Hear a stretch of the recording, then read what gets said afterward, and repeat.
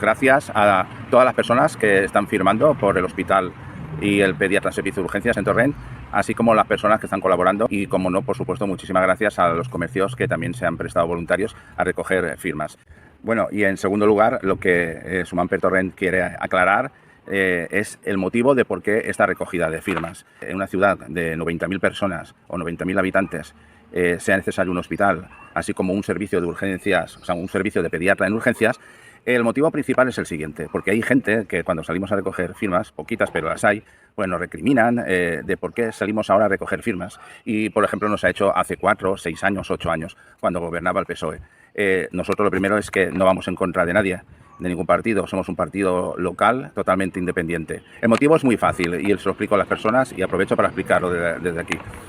Hace unos meses, en campaña electoral, se anunció la construcción de un nuevo hospital en Paterna para reforzar lo que es el actual Hospital Arnau de Vilanova.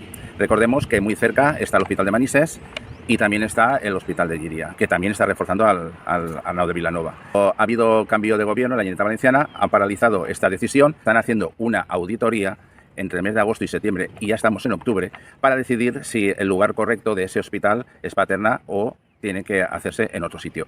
Y es por eso, precisamente, porque es ahora el momento, no hace 4 años o hace 6 años, sino que es el momento de reivindicar, de que ya que tienen que tomar esa decisión, que sea aquí en Torrent, porque hace ya 35 años se anunció un hospital, en la época del Partido Socialista, hace 15 años se anunció otro hospital en tiempo del Partido Popular y que todavía está el cartel en el Toy de la Alberca, y entonces ahora es el momento, no es otro momento mejor. Un partido local, independiente, y nosotros todo lo que sea mejor por Torrent lo vamos a solicitar y lo vamos a reclamar, y sea el partido que gobierne en la Generalitat.